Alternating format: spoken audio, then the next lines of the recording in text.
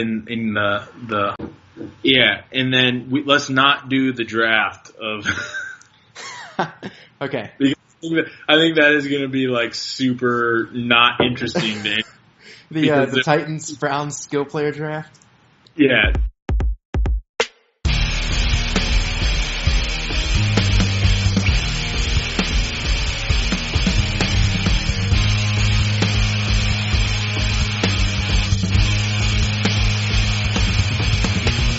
Welcome everyone to the conference championship round of the Here We Go Cleveland podcast. The Cleveland Browns are not participating in this round, but we'll continue to cover sports all year round because the Browns are always hoping for something. They're either hoping for the first win, and then if they don't get that, they're hoping for the first pick, and then if they don't get that, they're looking to trade back their third and seventh pick. And it's just a constant. Cleveland Brown following the Cleveland. Everyone says that the NBA is a 365-day a year sport. Following the Cleveland Browns is a 365-day career that you have to take on to be a part of the Browns fandom. But hey, what's up, everyone? I'm Mike Zappa, your co-host, Bill's sidekick. We are super excited. Sidekick. Many other things in Cleveland sports. This is the most exciting part of any Brown season is the off season because we get to put up our expectations for the 2018 season, which we are looking forward to greatly. So we'll get into that a little bit later. But first of all, I think Bill has a few announcements to get into. So Bill, I'll let you let all the listeners know. Yeah. So if you haven't heard yet, we've posted it on all of our social medias, but we've got a website now. You can check out all of our podcasts are uploaded onto that website. I've got a fresh article, the Kaiser comparison, looking at how Deshaun Kaiser his rookie year stats have kind of fared over the years, compared him to other Browns starting quarterbacks. And look for more content in the future. We'll have some Indian stuff starting up, way in the spring once spring training and regular season rolls around.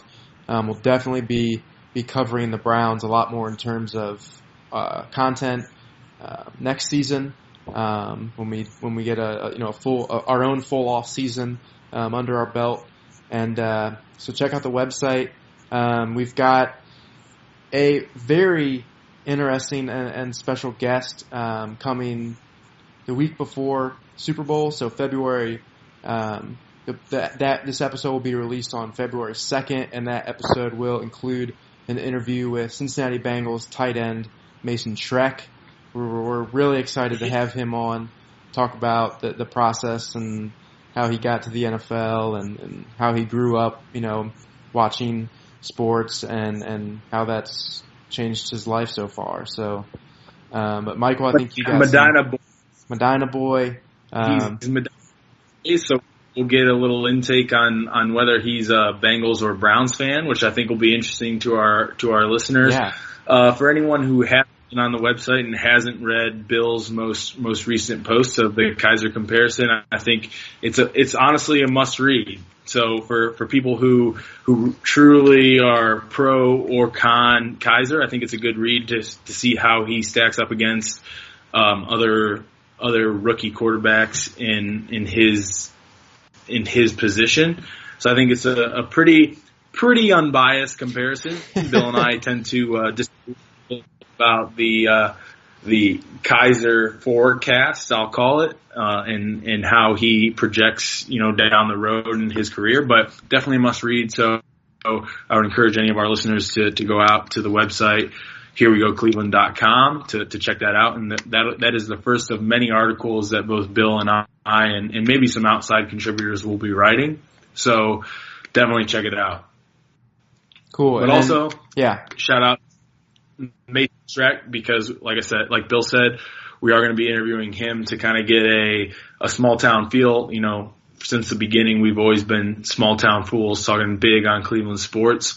So we want to bring in another small town fool, relatively small, and his progression into the NFL. So it's really exciting that he'll be joining us to give you kind of an inside look on how a kid from Medina made it to the big time in the NFL. So looking forward to that a couple of weeks from now. You got an event coming up too, right? Also, quite an exciting time for the podcast. So we will also be part of what we want to try to do at Here We Go Cleveland is give a voice to, born and raised Cleveland people and how they feel about Cleveland sports in general. So part of that is doing, live podcasts at local establishments. So the first in that series will be the Dover Chop Shop. So Dover Chop Shop is located in North Olmsted on Dover Center Road. Basically, they spend their whole day talking to guys about how they feel about Cleveland sports and the current status of the Cavs, Browns, the Indians. Good friends of ours, great insight. We can talk about it all day, every day to people of all facets of the imagination. So we'll have them on, and they can give us their 2 cents about what they feel, what the status of, Browns, Cavs, Indians are. Indians heading into spring training, Browns rounding out season, heading draft season, and obviously the Cavs kind of in the lull of the NBA season. Their own lull. I'm really excited for that. So that's coming down the pipeline. We're really excited. I've never been to the Dover Chop Shop, but as on this podcast, I'm here for the free bowl cuts, so I'm sure they'll be happy to oblige.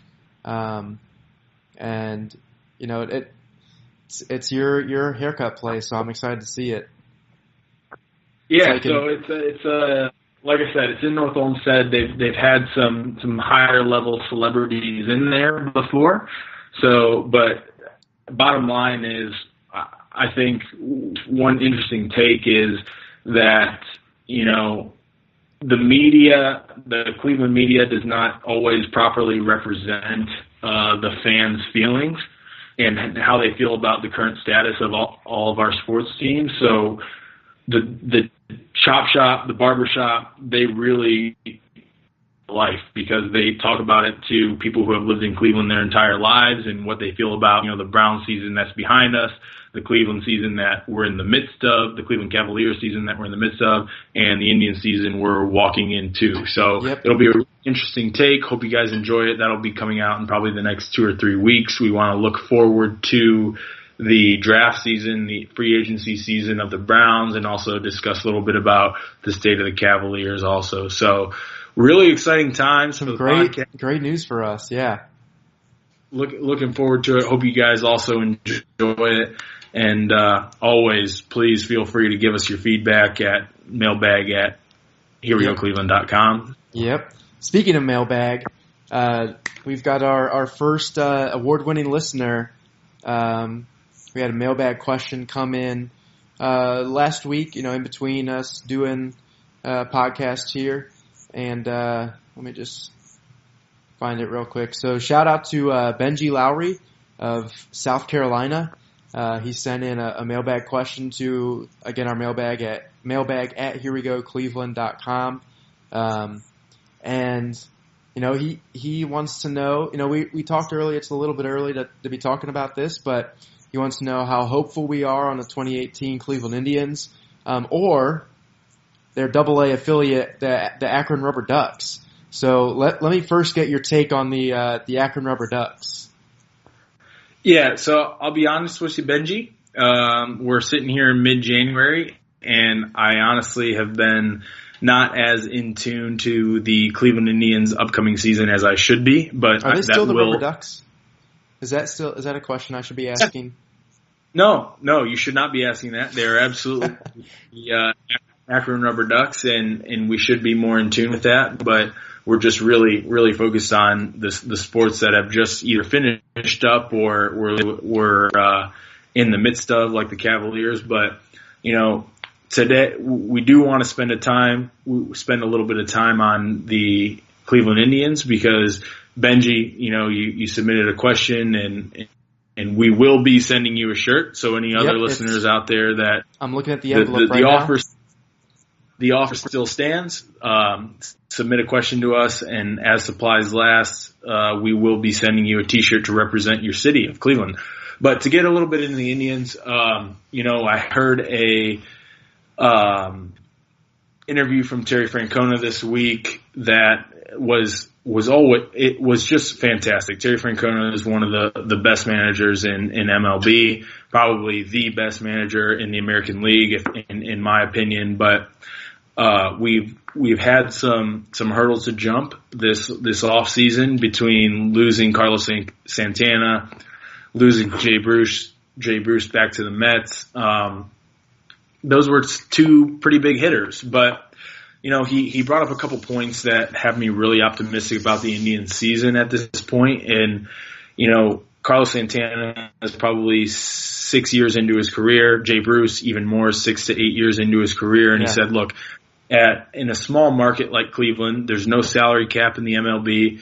So we, as Cleveland fans, as a Cleveland organization, cannot afford to pay players for what they've done in the past. And we've been through this before. Yeah, and we've been through this before, and I think overall the outlook is very positive because at the end of the day, set Santana aside, he's a big loss. There's no doubt about that. That's true. Bruce was a huge vault to us in our lineup last year. But at the end of the day, the one thing that you can rest your head on is the fact that our pitching staff is coming back in full. So I think, when you look at the MLB, you try to make comparisons between the NFL and the MLB. And I think the comparison is that, the cliche in the NFL is defense wins championships. I think you can say the same in the MLB about pitching staffs win championships. Yeah.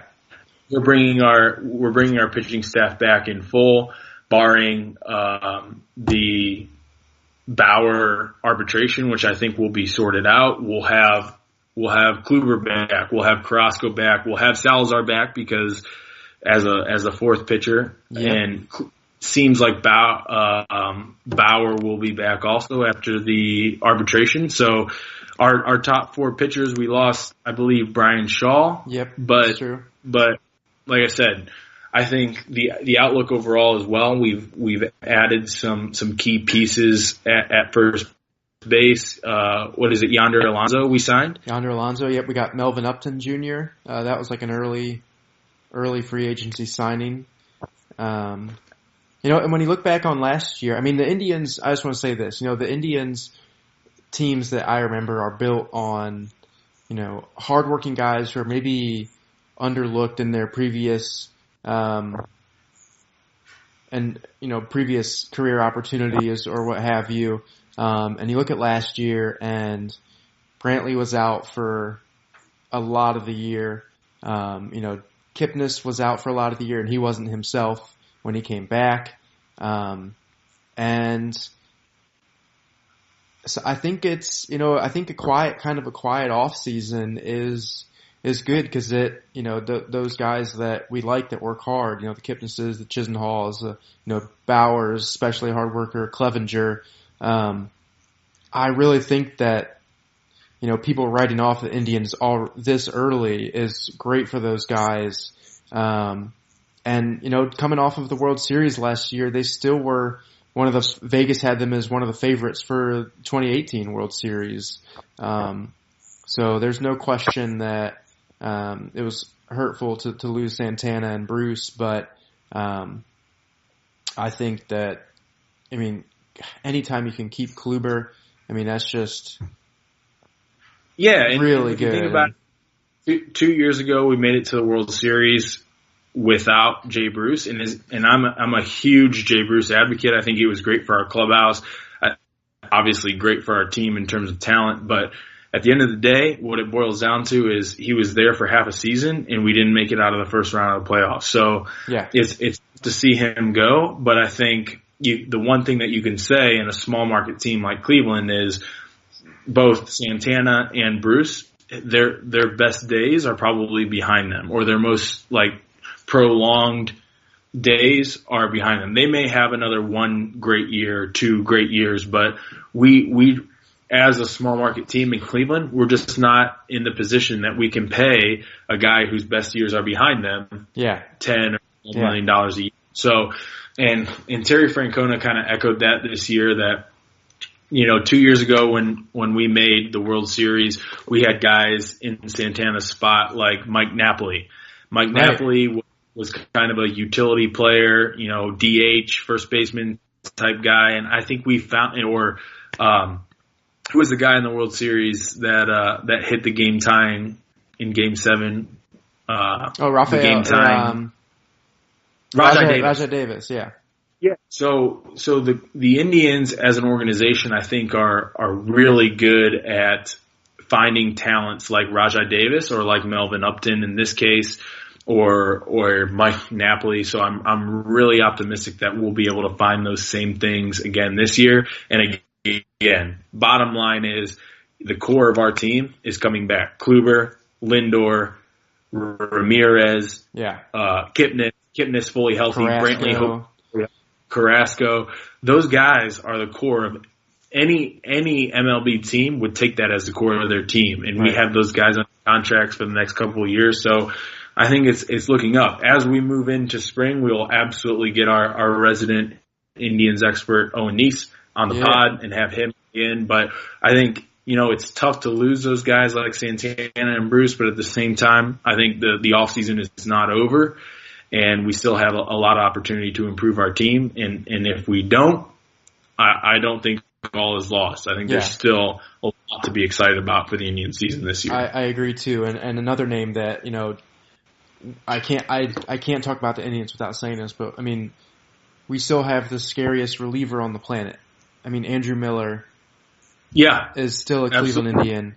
I mean, and by his account, he had kind of an off season last year between injury and so I think after there's no World Baseball Classic this off season, and I think that kind of inadvertently affected him in terms of innings pitched this past year. So going forward, he doesn't have that to combat with. So I think we're going to come back strong. I think we have a really great chance to win the Central. And as you guys all know, I'm sure that follow baseball in the MLB, all you need is to make the playoffs, and then anything can happen. You can see that with the Yankees this year. You can see that with the Astros. You can see that with a lot of teams. Yep. So really excited about the MLB this year. We'll talk about it more as we move into the spring. It's still January, so a little premature. Pitchers and catchers haven't even reported yet. So hey, but we appreciate the mailbag question, and I think 37 days until they report or something like that. But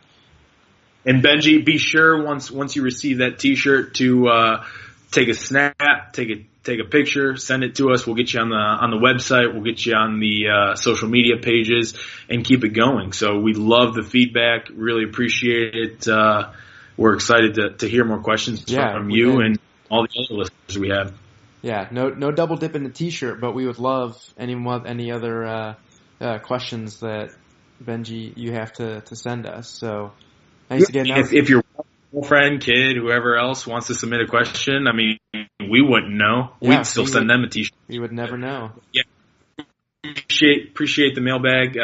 We'll get more into Indians. Sorry we didn't spend more time on it now, but we're kind of in the heart of NFL playoffs, so we just want to touch base on that a little bit too. So first of all, let's just talk about last weekend's games.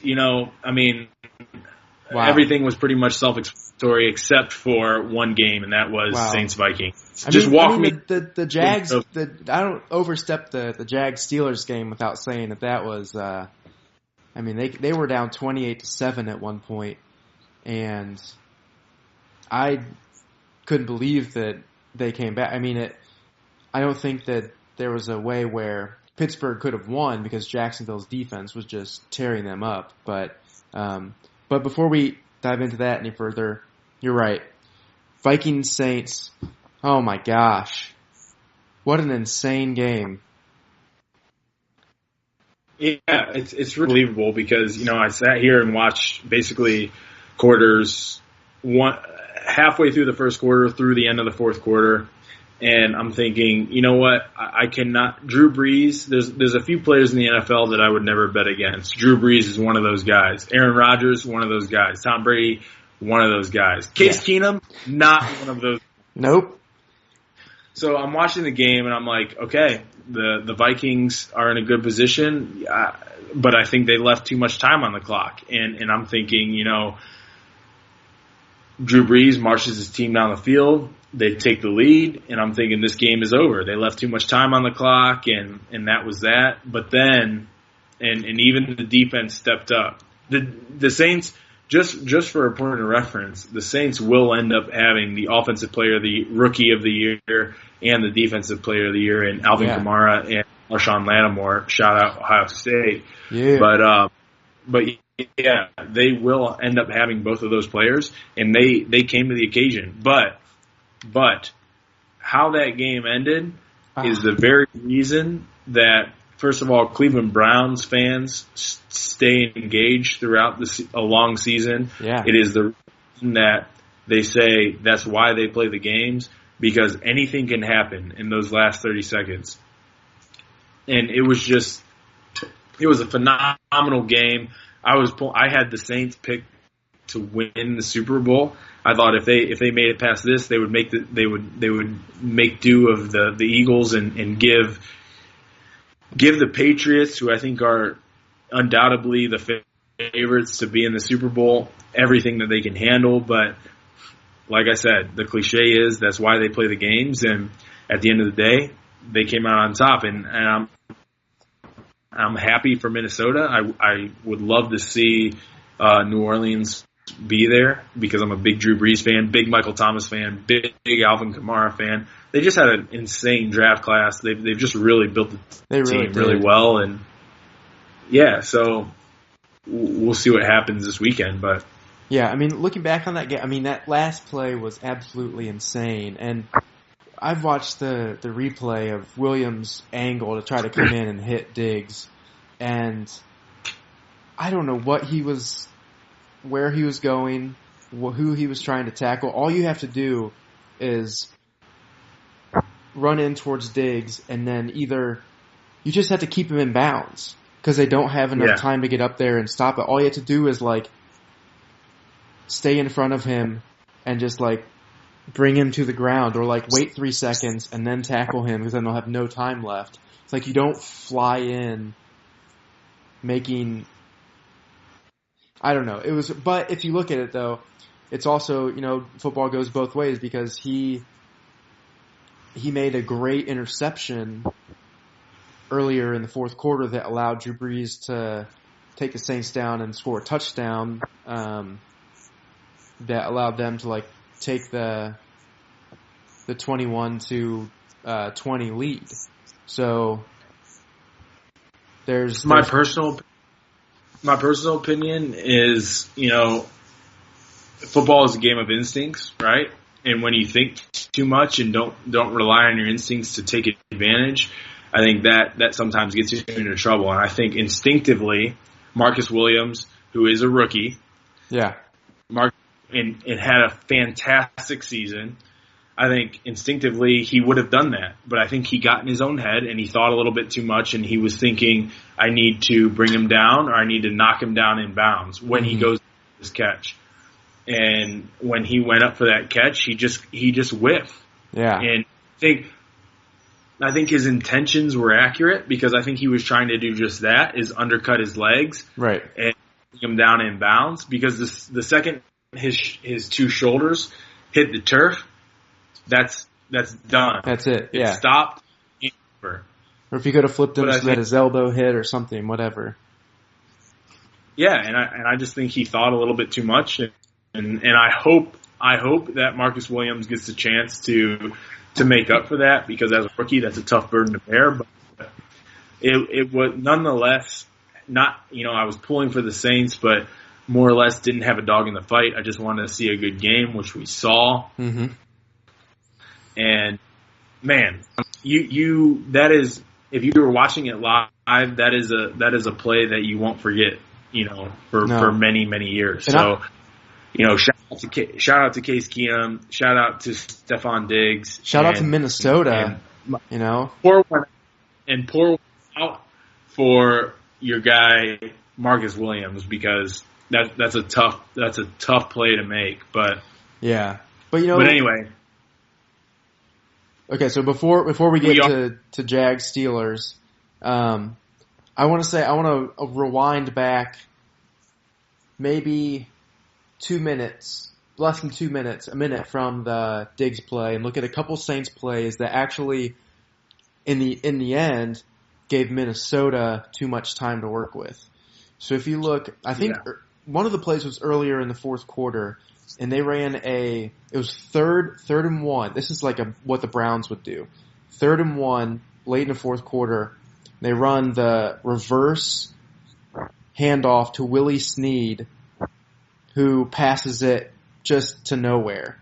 It's like you have Alvin Kamara, Mark Ingram, Michael Thomas. Drew Brees, and you're letting a 3rd and 1 play go to, like, Willie Snead throwing the ball. It's like, that's a play that, like, the Patriots would run in October, or like like a good coach would like test it out then, not run it with like 4 minutes to go in the fourth quarter of a game.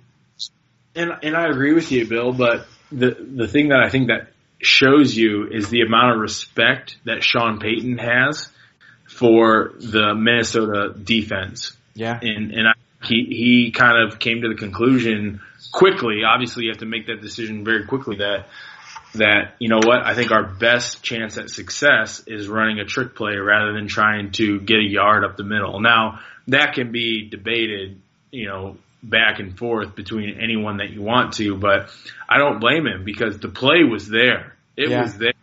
Willie Snead didn't make the throw. I mean, he was about 10 yards long to, I don't know if it was Ted Ginn or Michael Thomas. I think it was Ginn. Side note, Michael Thomas is the truth at wide receiver. Yes. He is going to be, anyone listening to this podcast, over the next 10 years, just pay attention to it. No matter who you're a fan of, whether it be the Browns or any other team, just pay attention to Michael Thomas's stats, because the guy is an unbelievable talent, and he can catch anything. He runs the routes the right way, and I think he's going to be a perennial Pro Bowl. I don't know if I would say pay attention to his stats, because I think he's, right now we don't know if he's a good stats, good team guy, because he got to play with fucking Drew Brees. Yeah. So he's going to be an excellent player. I'm not saying that, but if Drew Brees is gone this year, if he retires this year, or if he signs somewhere else, then New Orleans is going to have to completely flip really how they run their offense to try and replace what Drew Brees does. And that could take a dip in his numbers, because all the rest of the weapons are still there. They're just replacing the arm, and no arm's going to be as good as Drew Brees was. So, but yeah, shouts to Michael Thomas. He's going to be a great player. Alvin Kamara, I'm so excited. I mean, I know running backs have kind of a short-lived future in the NFL, and we hope that you... I feel like Alvin Kamara is like half wide receiver, half running back. Like, I think that he's one of those players that will easily, have at least a 5 to 8 year very successful career, because his ability to return kicks, return punts, catch out of the backfield, run wide receiver routes. I just think he has a lot to do. So just to wind out the Saints Vikings, I have 2 questions for you. One being, do you think that Drew Brees will be back in a Saints uniform next year? And number 2, do you think that they lost that game, or that the Vikings truly won that game? So to answer the first question, I think that, it prompts me, you don't have to answer this question, but it prompts me to ask, is Sean Payton still going to be there? And if somehow Sean Payton leaves and says that he's done, then I think Drew Brees automatically either retires or goes to another team. And I think if he goes to another team, I could see him going to, I don't know, say Arizona. He's probably going to go to some other place that's warm, or in a dome. But maybe he's got 3 kids, or 4 kids, I think, 3 sons and a daughter, and maybe he doesn't want to pull them out of New Orleans, so he just signs a year deal and says, "This is my last year." So, factoring into the fact that he is a huge family man and came into New Orleans and turned the city around after Hurricane Katrina and did all this stuff, I think I feel like there's an 80% probability that he just stays in New Orleans and just signs like a 1-year deal to finish out his career. Yeah, and I would agree with that. Second question, can you address that real quick before I weigh in? Yeah. Second question. The Vikings won that game. They played a great game. Their defense played really, really well in the first half, and I tweeted this stat out, but Drew Brees has only thrown 2 interceptions 3 times in his postseason career, and 2 of those have come in the first half. So in order to be part of that list, obviously Drew Brees is going to make some excellent decisions and playmaking changes at halftime. But they played so well. They were able to get to the quarterback really well. They were able to get, I think, I watched a bunch of highlights today too, and I think the Saints game, there was also some, special teams plays, some blocks and stuff like that. And the Minnesota front 4 is really good. Their linebackers are good. And then their offense is, barring, Case Keenum,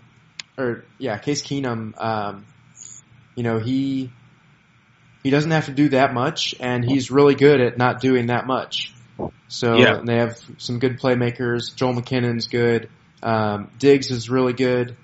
And, Kyle Rudolph, he's a great tight end. So, I think Minnesota won, and I'm glad that they won because the Saints won the Super Bowl a few years ago, and although I'm a Drew Brees fan, it'd be great to see Minnesota play, especially, to play the Super Bowl at home in your own dome would just be really special. So Minnesota won that game.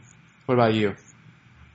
Yeah, I'll keep it short. First of all, I think Drew Brees will be back in New Orleans just because I think he's too smart a guy to try to go after the money and guys, teams like Washington or Denver or Cleveland may throw a ton of money at him, but at the end of the day, I think that the fact that he plays 8 games a year in a dome really helps Drew Brees, and I'm a huge Drew Brees fan.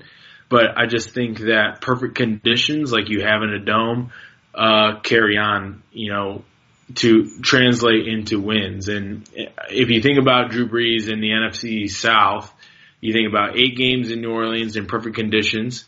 Then you think about games at Atlanta in a dome, perfect conditions. Yep. At Bay, most likely really good conditions. And at Carolina, which 9 times out of 10 are probably going to be really good conditions. I think he'd probably have a little more trouble in a place like the NFC North or AFC North. So I do think that it might be a little dramatic, but I think at the end of the day he ends up back in New Orleans. And I'm going to take a different approach to you on whether or not the Vikings lost that game or the Saints won. Or I'm sorry, the Vikings or the Saints lost it. I think the Saints lost it. I mean, and I hate to pin that on a rookie, Marcus Williams, but I think, when that ball was turned over to Drew Brees with, I think, less than 2 minutes to go, I think there's no person on the planet I'd rather have quarterbacking my team than Drew Brees, and I think everyone would agree with that. I think that was just an inexperienced player. Just overthinking the play. So it's unfortunate, but I think the Saints have a really good chance at being back next year. I mean, I think in their conference with Tampa Bay in their division Tampa Bay and Carolina. I think they have a really good chance to be back next year. I don't see Drew Brees falling off next year. I think maybe 2 or 3 years from now he potentially doesn't have the abilities that he has now, but I really do. I really think that the Saints lost that game. So anyway, that wraps up pretty much that game. That was the most exciting game of the weekend, no doubt. Shout out to Stephon Diggs because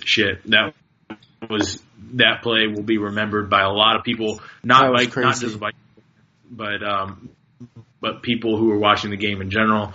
But good luck to the Vikings. I mean, like I said, I don't have a dog in the fight, so I would love to see the Vikings get back to a home Super Bowl, but they have to get through the Eagles first. So, yeah, and let me point this out. One of the best touchdown celebrations I've seen all year.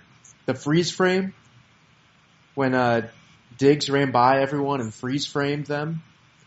Oh, yeah, that was great. And then we'll give some claps, some over the head claps to Case Keenum. That was a great celebration too. And I don't know. Do you think it was over under like 6.5 Vikings players that threw their helmets after the touchdown scored? Oh, over. I think it was like the whole team. I think even their, like Pat Shurmur grabbed a helmet and took it off and threw it into the stands. And I don't want to spend too much time on this game, but big shout out to Pat Shurmur because he's reinvented himself since being head coach of the Browns, and I wish him all the best. He's going to be a head coach somewhere, whether it be Arizona. I think the Giants might have already named him the incumbent head coach. So I'm really excited about him. I hope he does well. But what an exciting game! So anyway, good luck to the Vikings versus the Eagles. I'm pulling for the Eagles, having lived in Philly for a year or two. To me, Philly is like a more populous Cleveland. They're really blue-collar, diehard fans, so I'm really pulling for them.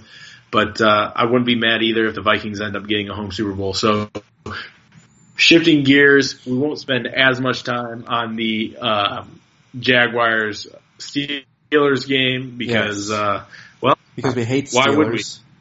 So I have one question for you. 2 Bortles or not 2 Bortles? Not to Bortles. I mean, that's pretty. I mean, I hate the concept that Bortles has got them this far, but I love the logic of building a team that doesn't depend on elite quarterback play to go far. Can you name a team that's trying to do that? 3 of the 4 final teams. I mean, you look at the Eagles; they have Nick Foles. Yes. Carson Wentz got them majority of the way. But you look at Case Keenum, he's not. Teddy Bridgewater's soul got them most of the way. He's not killing guys. He's just managing the game really well with a good defense. Like Bortles, same thing. So really, of the final 4 teams, you're looking at 1 elite quarterback and 3 guys who rely on a great running game, a great defense, and great skill players. So I think that it gives places like Cleveland a little hope because we don't, like, if we build a really great defense and develop a really good running game, have guys like Josh Gordon on the outside and maybe a couple other guys, I think that gives us a little bit of hope that we can build something without elite quarterback play. So yeah, definitely. That game was fucking crazy. It was crazy. That's all I can say about it. However, there's one play I was able to watch from that game, and that was the 4th and 11 from Ben Roethlisberger, and he just threw it up. It was 7 to, I believe, 28 at the time, leading into the half, and Ben threw it up to Martavius Bryant, and he caught it, and that made it 14 to 28. And at that point, I said, you know what, the Steelers are going to end up winning this game. That was a huge score, but I stand corrected. So I wanted the Steelers to win because I think they give the Patriots the biggest challenge based on their defense and offense. Yeah. But now we have to kind of shift gears.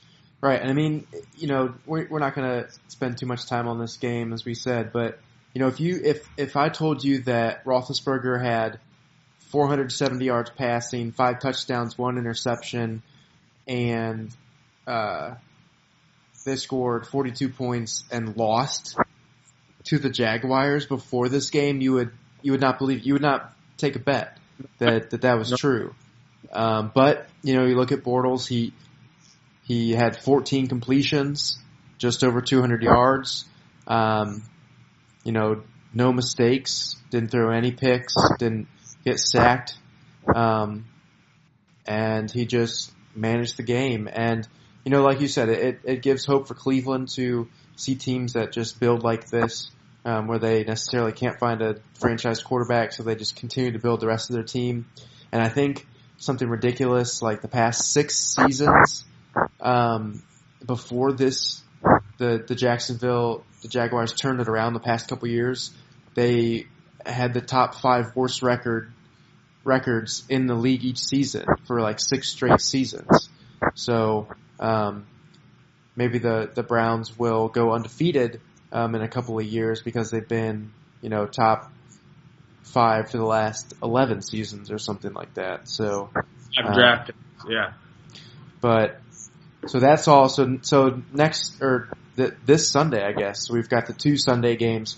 First game is Jacksonville at New England. Looking forward to that game. We'll touch on that. Well, let's get into it right now. So let's do our picks right now for the championship series. So we have Vikings at Eagles, and we have Jacksonville at New England. So yes. Do you want to go first? I'll let you go first, and then I'll make my picks. Okay, I'll go first. In the AFC, I'm taking the Patriots. I just think that, yes, Jacksonville looked very good, but the Steelers' defense hasn't been that great all year. And with Shazier out, shout out to Shazier. He's back to moving some of his limbs, and he's going to be. It's great to see him on the sidelines cheering the Steelers on, and sad to see that his story can't continue as the Steelers are out of the playoffs now. So Patriots over the Jaguars, and then I think the Vikings are going to win this game because they're probably, the Eagles probably have more potential, but that's more potential with a healthy Carson Wentz. And Nick Foles just doesn't do enough for me to convince me that he can lead a team to the Super Bowl. Okay.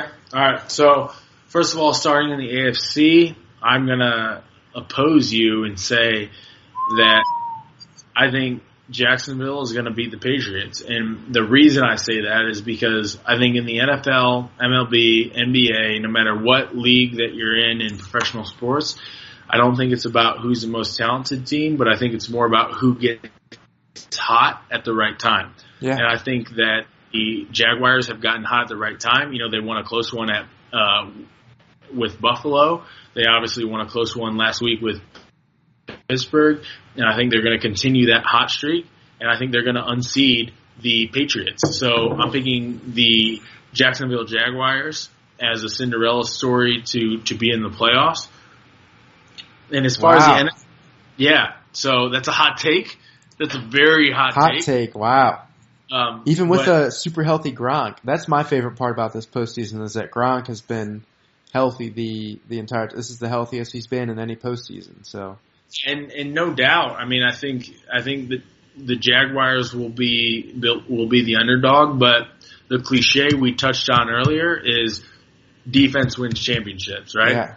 And fuck, if the Jacksonville Jaguars don't have the best defense in the NFL, I don't know how you could build a better defense. I mean, they have studs at every portion of the defense. So I think that they're going to put a lot of pressure on Tom Brady, a lot of pressure on the defensive line to Tom Brady, and I think their secondary is going to shut down their subpar receivers quite a bit. So I'm picking Jacksonville. Cool. FC side, I was leaning towards the Vikings. I was. However, in the spirit of good competition, I'm going to pick the Eagles. You pick the Vikings, I picked right? the Vikings, yeah. You picked the Vikings. So in the spirit of good competition, I'm going to go ahead and pick the Eagles for a couple of reasons. First of all, I want to pick against you. That's the main reason. Second of all, I lived in Philly for a couple of years. I know that their fan base is very blue collar based, and they've been searching for a team to root for. The Phillies have been trashed. The Sixers have been trashed. So I can kind of resonate with the issues that they've had. So I would love to see Nick Foles get him over the hump. And man, what a Super Bowl would it, and I think that should be a pick'em game. I don't think. I don't know who you think that should be even though it's at Philly. I don't think that you can put a fair spread on it one way or another. So I think that'll be a pick'em game, and that's just one that I don't feel one way or the other. I just want the Eagles to win, and I would love to see an Eagles-Jaguars Super Bowl because it's long overdue. Get the Patriots out of there. Get the NFC powerhouses out of there, and let's just let defenses hash it out. And I don't care if we see a Super Bowl that's 7-10. Like, let's just see it. So shake it up. Let the record show that Bill has Vikings Patriots, and I have Eagles and the Jaguars, and we'll see how it goes. So, but with that said, let's transition into a few of the rumors floating around. Well, first I want to say, and I know that you just absolutely love when this is brought up. Let's look at some of the Cleveland staff that is littered in these remaining NFL playoffs, because you love when, and we all love it as Browns fans, when Craig Robertson is pointed out as being an ex-Brown, and all these players in the playoffs, every time they come up, this guy spent 2 years in Cleveland, yada yada. So coaching staffs aren't as littered as players, because players move around probably more than coaching staffs. But obviously Belichick was a Browns coach for a while. And the kind of weird one, I mean, Shermer, we mentioned Shermer before. And Scott Milanovic, who's the Jaguars quarterback coach, no shout to him because you have to coach Blake Bortles, but the Browns took him in the 1999 expansion draft, but he never played it down for the Browns. But and then I think the Eagles quarterback coach John DeFilippo, he was the Browns offensive coordinator under Mike Pettin. I think that's all the staff that we've had the tie over, but I know you love that, especially all the ex-Browns that are in the playoffs still. This is a sad admission by a Browns fan, but I'm really excited that we don't have to hear the stories about the Browns players that we let go. You don't want to see a Deshaun Watson, Carson Wentz Super Bowl? Yeah, because no doubt, if it was Deshaun Watson and Carson Wentz, we would hear 50 times how the Browns let them go. But there's still a few players that we'll see. I think Dion Lewis is one who had a lot of success in Cleveland, but we ended up letting him go with a regime change. But overall, I think it should be relatively quiet amongst the Browns that were let go. Yeah.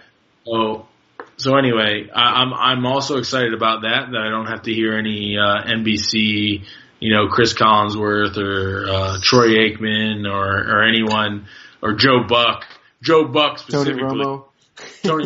Joe Buck specifically talking, because he was good for that in the World Series, talking about how bad Cleveland was. So shout out to Cleveland. They're doing all right.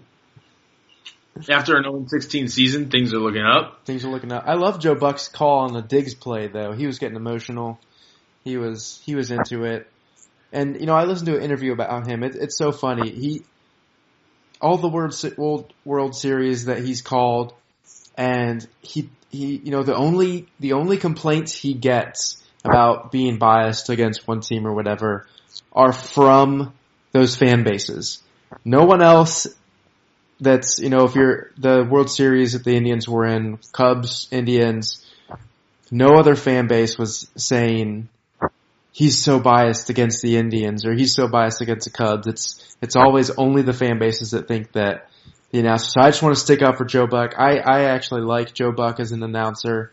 I think he's got a great voice. It's kind of weird to think that he goes home and still has that same voice, but yeah, he's as much as I love to hate Joe Buck, but at the end of the day, he is a good announcer. I mean, all the bullshit aside, I think he is a good announcer, but I was so sick and tired of hearing Taylor Gabriel was let go last year. So I'm glad that that's over. Best of luck to the teams this year, this weekend. I'm really excited about these games.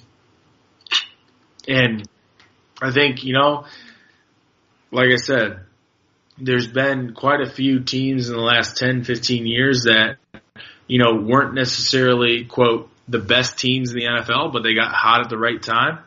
And I think that's what the Jaguars present. And I would love to see a Jaguars upset the Patriots and make a run at the Super Bowl. So we'll see what happens, but they have kind of provided a blueprint for a team like the Cleveland Browns to maybe succeed. So with that, let's transition into a few rumors that we've heard. Some rumors. And how do the Jaguars build their team through the draft? So let's talk about some of these draft things. We had the January 15th was the date where underclassmen could commit or decommit to the NFL draft, and there were no surprises there. There was some early talk that maybe Sam Darnold would not declare for the draft, or I don't know if it was true or not, but I saw an article that rumored Saquon Barkley may not commit, but there were no surprises. Everyone committed. But Mel Kiper's released a new mock draft. I don't know what he's at now. Probably already at 12.4 mock draft edition. But he's got the Browns taking Josh Allen first overall. How do you feel about that? Well, I think it's a little too early to tell. I think that first of all, at this point in time, 2 years ago, no one was projecting Carson Wentz to be a top 10, not even a top 15 pick. So I like to relate that to Josh Allen because I haven't watched a ton of film on Josh, but I know that he doesn't play in a Power 5. So I think once the Senior Bowl and the Combine are finished, I think people will have a very different outlook on Josh Allen. However, that being said, I'm not pro Josh Allen. I'm not pro Sam Allen. I'm not pro Josh Rosen. I'm not pro Baker Mayfield. However, if I had to pick one of those guys, I'd probably pick I don't like the concept of bringing a West Coast guy to Cleveland. I really don't. Just because I think that you have to have, and I've said this before in the podcast, I think you have to have a certain mindset to come to Cleveland. I think you have to have a blue-collar, hardworking mentality, and you have to have a mindset that I can be the one to turn around the franchise. Right. I think that's really tough to do if you're coming from a West Coast team. I think, and that's why I've been so high on DeShone Kizer, is I think he has that confidence level that says, you know what, look, it may not be this year, but being from a guy from Toledo, I think he understands Ohio. I think he understands Toledo and Cleveland are similar, working class type of cities, and he understands what it takes to turn that city around. I don't get that feeling from Josh Rosen or Sam Darnold. So a guy from Wyoming who's played in the tundra of Wyoming, I think he could provide that. But that all being said, my best case scenario right now is sign a guy in free agency. Yeah. Give a guy like Kirk Cousins every dollar that he wants, whether it be $25, $26, $30 million. Give him everything that he wants. Develop Deshaun Kaiser over the next 2 or 3 years. The thing that people forget, I think Deshaun Kaiser has been thrown under the bus improperly because, give him 3 more years. The kid's 24. 24. Bill, Yeah. What are you? I don't want to say. Okay, I'm 26. You're 26. I'm 25. So give the kid 2 or 3 years under Kirk Cousins, like learning the offense. I think there's a lot of potential you can see especially with this year starting. Now sit him on the bench for the next 2 or 3 years. Right. I think there's a lot of potential there. So my perfect offseason would be sign Kirk Cousins because sign Kirk Cousins and use your 1 and 4 picks and 3 picks in the second round, bolster that defense. And my debate is always throw Kirk Cousins on the Jaguars and they're instantly probably so good. Yeah. Throw me on the Jaguars. Much better than they are. Give me 2 weeks to stretch out my arm and everything, and I can make a fucking screen pass. Yeah. So I'm in the camp that I say we sign Kirk Cousins is priority number 1. If we so I'm gonna kind of mold my offseason plans around us signing Kirk Cousins. Yeah, or a quarterback. And if we do that, I say Micah Fitzpatrick is a must. I think he's a shoo-in, and then the second pick in the top 5 is either used on a guy like what is his name from Georgia? Rolando? Is it? Yeah. Rolando Smith? Is that his name? I think it's. I'm not sure. Wait, I just had the mock draft pulled up here.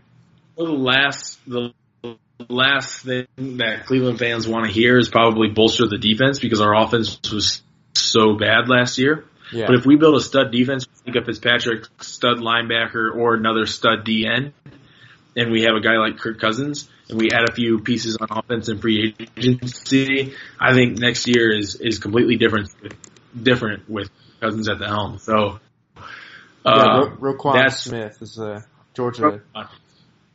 Yeah, I really think that, and I agree with what you say. I think looking at any of these mock drafts kind of right now is way too early, just because of free agency and the fact that you look at the history of John Dorsey, and he likes to sign veteran guys.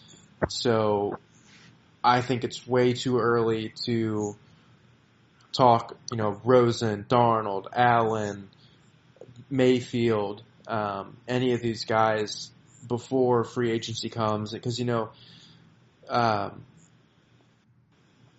Brees is not going to come to Cleveland, but Kirk Cousins, all 3 of the Vikings quarterbacks are free agents, so that's I don't know what they're going to do with Keenum, Bradford, and Bridgewater, but I don't know if the Browns see any of those as some kind of upgrade over Kaiser.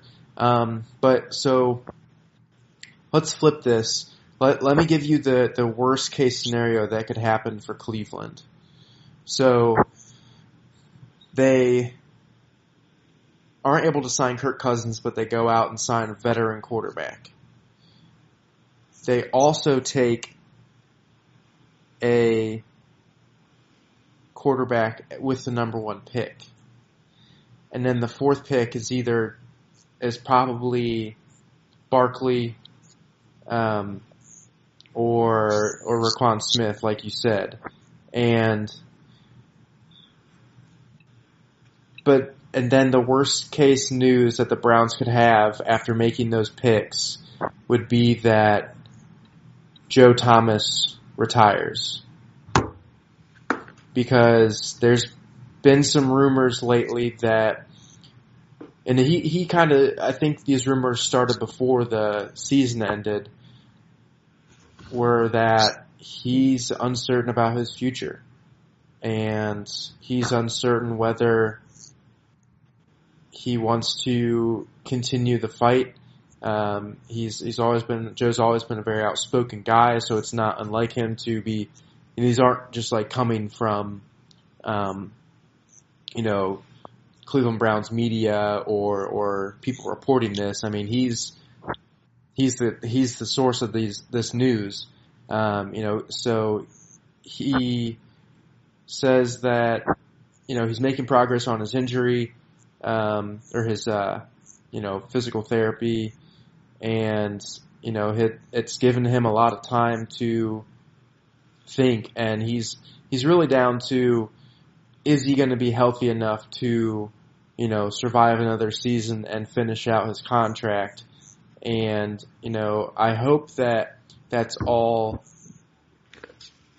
that his decision is coming down to, not, do I really want to play another season in Cleveland, which hasn't really seemed to be the case at all so far. But I just want to throw out that worst case scenario there where Joe Thomas is out for this year. The Browns sign a quarterback that's not Kirk Cousins, and then Haslam still wants Dorsey to take one of the top quarterbacks, so they waste a pick on that, and then they take Barkley or whoever's the top available, and then they're like, well, we should have, because then you're in a situation where you're like, we should have just kept the quarterback. We could have used one of those picks on like a top offensive lineman. I'm not saying that's going to happen. That's probably very, very, very unlikely to happen, but it just scares me, the thought of, with all the stuff that's gone wrong with the Browns, what could go wrong, and it is a possibility. My gut feeling is that I know that John Dorsey is going to be aggressive in revamping our roster. We talked a few weeks back about the players that we, basically of the 22 starters on offense and defense, we think maybe 50% are safe, maybe, and I think that's being optimistic. Yeah, I at John Dorsey and his team that he's assembled between Alonzo Highsmith and Elliott Wolf. I think that they're going to add enough quality to this team this year that I think it's not even a question. My gut feeling is Joe Thomas will give it one more year. Because I think we finally have a front office in place that isn't planning for sustainable long-term success. They're saying, let's be good, and let's be good this year. So I really think Joe Thomas will be back. And even if he's not, Spencer Drango held his own this year. And so did Sean Coleman. He held a lot of other people. No. Yeah. Sean Coleman, if we're drafting anyone, it should be a fucking right tackle. Yes. Not a left tackle. I think that Spencer Drango can hold his own. There's no comparison between him and Joe Thomas. Don't get me wrong. However, if I would based off what I've seen from him, I'd rather address right tackle before left tackle. If assuming that Joe Thomas is out, but I really don't feel that Joe Thomas is going to be out. I think he'll give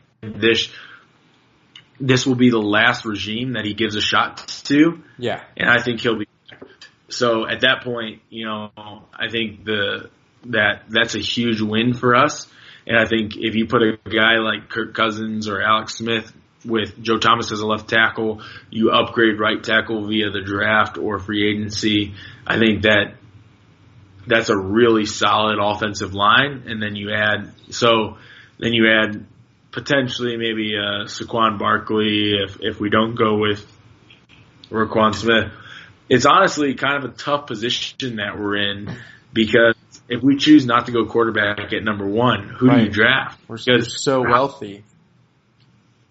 Yeah, like who do you draft? Well, here's the thing. If what happens, so looking at, just to say one more thing about Joe Thomas, I think he's a smart enough guy, and he has such a great relationship with the Browns that he wouldn't let them go into free agency or the draft without truly knowing should they have to spend, is he not coming back or not.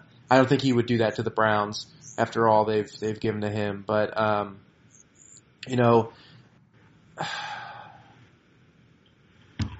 To me, I think it's a foregone conclusion that he'll be back, unless the only thing that I think changes that is if John Dorsey and crew do not address the lack of veterans and talent on this team this year. And I don't think there's any chance that between the draft and between free agency that this team is not completely revamped next year. It has to be. And so this is what they should. So the draft, they have, 2 top 5 picks and 5 picks in the first 2 rounds.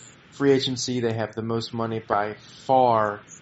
And here's what they also need to do. If John Dorsey, if you're listening to this, I'll be glad to sponsor, but they need to hold public tryouts for right tackle position. I think, and include Sean Coleman in that. I think you should go there and you should be able to see just how not above average compared to the normal Joe, Sean Coleman is. So, public tryouts for the right tackle position. But yeah, we're going to really dive deep. We're still talking playoffs here, but once the scouting combine comes around and free agency comes around, we're going to dive deep because we know that the Browns have so much to work with, and that means that there's going to be so many rumors and so many possible, what do you do with that number 1 pick? I mean, you look at the teams that potentially need a quarterback. Is this another situation where if the Browns, hope to God, if they sign, in our ideal situation, if they sign Kirk Cousins and take Minka and Barkley, hope to God they don't, pull another trade back with the Saints if they lose Breeze, or, the Cardinals. I don't think I think they've heard the media call enough and say, look what this guy's done that you didn't pick. So, what other rumors do we have floating around the Browns? Offensive coordinator. What about the special teams coordinator? We got a new guy doing that. I don't know. So I don't know Chris Tabor. He made it through 15 regimes with the Browns, but he never did. I haven't felt in the last 5 or 10 years that our special teams were so phenomenal that, wow, he's a guy we should keep. So I'm actually really excited about who we bring in as special teams coordinator. Yeah. But I'm more excited. I think I'm more excited about bringing in offensive coordinator because I think, like I've said from the beginning, I agree with keeping as hard as it is for a lot of people to believe, I agree with keeping Hugh Jackson on for one more season for a couple of reasons. I think it says to any next coach, it says, look, this guy went 1-31 in his first 2 seasons, and we gave him a 3rd year. Yeah. So if we do get to a point where the Browns are so bad where we have to hire another coach, it sends a message to the NFL that says, look, this guy went 1-31 and we gave him a 3rd year. So if you can go, 7-9 and 7-9, we'll give you fucking 10 years. We're going to give you a Nick Saban deal. Yeah. So I think that's good. And second of all, I still believe that Hugh Jackson is a great leader of men. I really do. I think that he can lead people and kind of encourage people, meaning the players, the team, to head in the right direction. But he's over the last couple of years he's been overwhelmed with, having to weigh in on scouting, having to weigh in on calling the plays. He's had to weigh in on so much. He's lost a little bit of that, leading the direction of the team. So if you bring in a guy who has experience calling plays, even a Mularkey, even dare I say McAdon't or Todd Haley, I think guys like that who have experience calling plays and calling plays successfully, you get them some talent, let them call plays, and now Hugh can spend a little more time on defense, can spend a little more time on offense, and he can focus on what a head coach should focus on. So I really am optimistic about what he can provide.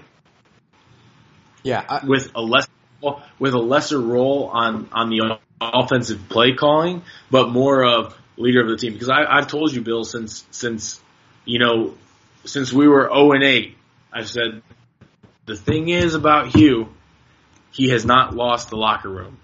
The players that we have on this team still want to play for him. I think that speaks volumes, because I think that means that players want to play for him. No doubt. And I think as a head coach, that is the most important thing. No matter whether you're winning, losing, if players, I don't like the fact that he threw some of his players under the bus, saying that we're not talented. I don't like that at all. But I think you get an offensive play caller in there. I think your time management is better. I think that there's a lot of potential there. So I'm really excited. I hope they do hire one of those three guys, either Mularkey, McAdon't, or even Todd Haley. Yeah. I really hope that they hire those guys and call the plays. I feel very confident that Todd Haley would not want to come to the Cleveland Browns.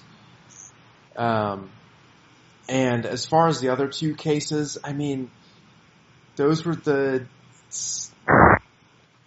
Giants were so boneheaded. I can't imagine feeling safe with Ben McAdon't calling plays for the Browns. And I still can't believe that it's Hugh Jackson's still deciding whether or not to hire an offensive coordinator to give up play calling duties. Shouldn't he be, how is he not actively, how does he not see that was a very poor part of his head coaching job this year was the play calling? How is he not, I know he's interviewing for some people and he didn't, there's some, I think he looked at a former Giants receivers coach the Texans quarterback coach, he hired him or interviewed him but did not hire him for the coordinator position. In a perfect scenario, and I know that this just does not happen for the Browns, I would love to have Bruce Arians back, because he has connections to Cleveland, and have him. I don't know if he would take a lesser role, going from a head coach to the offensive coordinator, but that would be something very exciting.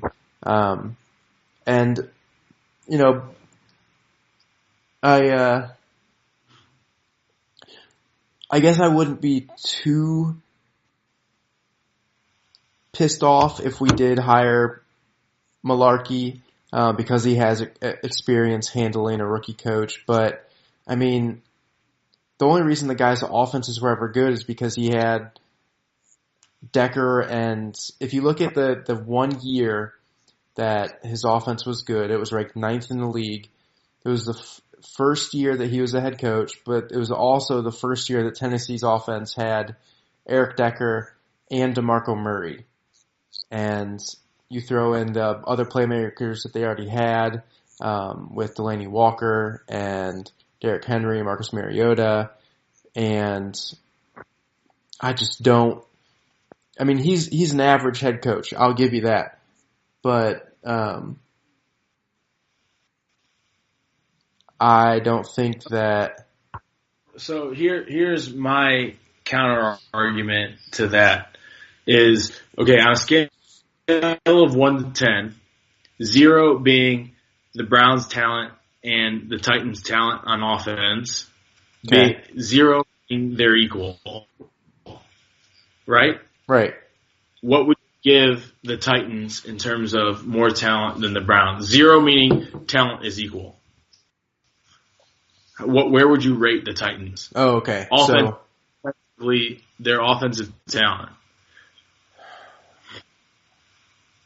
And 10 is like 10 it's the Browns versus the Patriots, or the Browns versus... On offense, I think it's like the Browns versus the Saints. Yeah. Because they have like stud running back, stud tight end, stud. Okay, so I would say Browns versus the Titans, it's probably like 2 or 3 Titans over the Browns. So not far apart, right? So not too far apart. The Browns almost beat the Titans. The Titans made it to the second round of the playoffs. Mind you, like Kansas City threw that game away, but still made the playoffs. I think that the thing that's being underestimated here is Mularkey overachieved with the team that he had. That's my feeling, is that he overachieved with the team that he had. Because at the end of the day, Eric Decker does not make an argument for me of is Eric being Decker better than Rashard Higgins? Or Ricardo Lewis? Barely. Barely. Who would you rather have, Telfer or Delaney Walker? I'd rather have David Njoku. Okay. Well, and the running back is even more.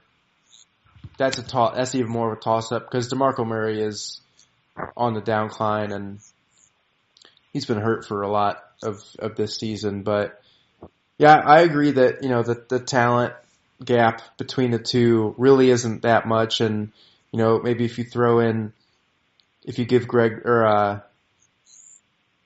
Josh Gordon a full season and you give Corey Coleman some stickum for his hands, then maybe it's a different story.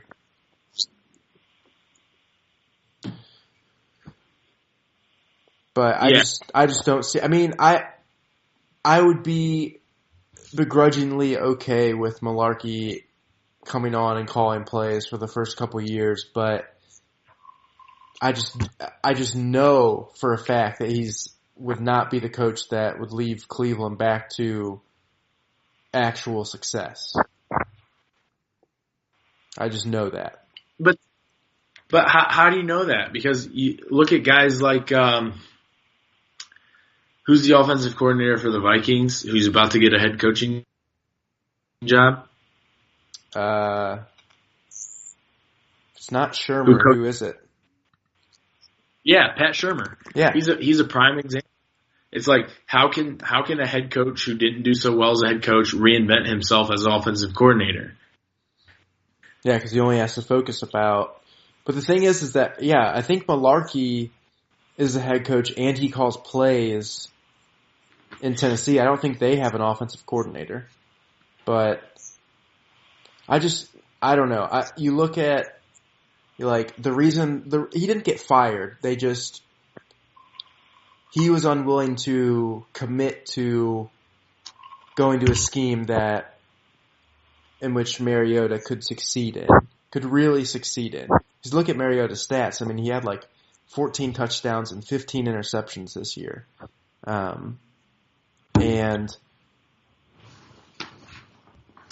like I said, you look at the weapons that he has, and they're not that much greater than the Browns, but they do have a cohesive unit, and I just don't think Mularkey was. He was on a downcline in Tennessee. Like I said, he was 9th his first year there in offense, and then he went all the way down to 18th. And I don't think he's really shown it's not like they have his scheme is just ground and pound. 2 tight ends, a running back, a couple wide receivers, and just ground and pound. And I don't want to watch games like that. Okay. And that's fair opinion. However, let's round this out with a couple of things. First of all, your choice at offensive coordinator. Because I think, can we agree that we need an offensive coordinator other than Hugh Jackson? Do you agree? Definitely. Because I think, like you said, I love Hugh as a player's coach. Stop there. Okay. So we agree that we need an offensive coordinator. So you tell me, offensive coordinator, one off-season move, and our top 3 picks. Go. And you don't have to say players. You just have to say positions. Okay? Okay. So go. So Let's wrap things up tonight. Okay. So to answer the first question, my top offensive coordinator that the Browns could get,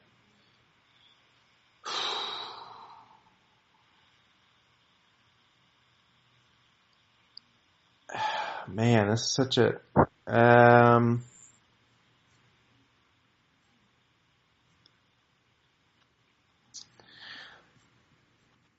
if they can snag Todd Haley for a year, I would love that.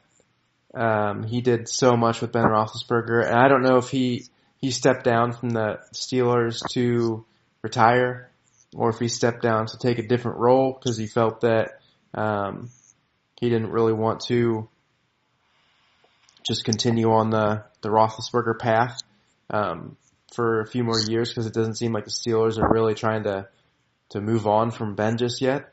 So that would be Todd Haley. And, a position that the Browns should take, or a free agent acquisition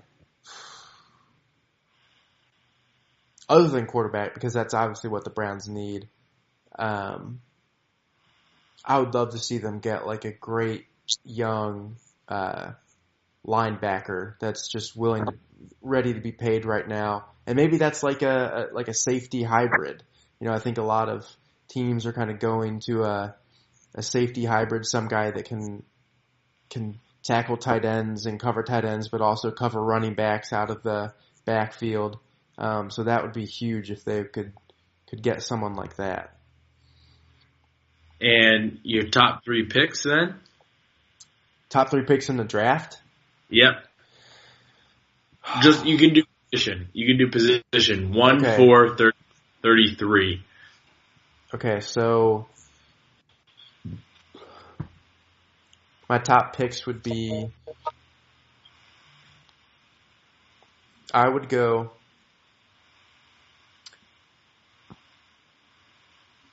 running back, defense. I don't know if that's safety, defensive line, something like that. So one is well, no. One would be defense, whether that's Fitzpatrick or Roquan, some defensive guy first, Saquon at 4, and then, 31 or 33, I would probably go offensive line, and then maybe the next pick, I would maybe, depending on how free agency works out, I would think, well, maybe we can, because that beginning of the second round pick is almost like a first round pick. Yeah. So maybe if we get enough guys in free agency who start looking back at, well, let's see if we can get like 2 third-round picks with this early second-round pick. That's where I don't want to see any movement within the first round that the Browns do, but maybe after you take those first 3 picks, you start looking at, well, what teams can move up here that we can really swing a deal with. So offensive or defense, running back, offensive line. Okay. So mine are, first of all, starting with offensive coordinator, I think I like Mularkey a lot. Better than Todd Haley, better than McAdon't. I think Mularkey has a lot of potential. That's my offensive coordinator. First overall pick, free agent, sign Kirk Cousins. Be willing to spend $5 million more than anyone else will bid. Yeah, let me just say this. That article that I read, did you end up reading the rest of that article? I don't want to say the name of the the website that it was from because it was just bullshit article. There's an article from a Cleveland, sports-based website that said that if the Browns were going to spend $25 to $30 million on a quarterback, then that meant that had to equal multiple Super Bowls. And it's like, what? No. We have this cap space. Kirk Cousins is probably only going to be around for, 4 or 5 more years. The Browns are like, that's just such a stupid thing. That's like saying like, oh, well, if we pay Joe Thomas like $17 million a year, we should win Super Bowls. Yeah. It's like, so dumb. I disagree. So, my ideal offseason, aside from anything else, is sign Mularkey, be willing to pay Kirk Cousins. Yep.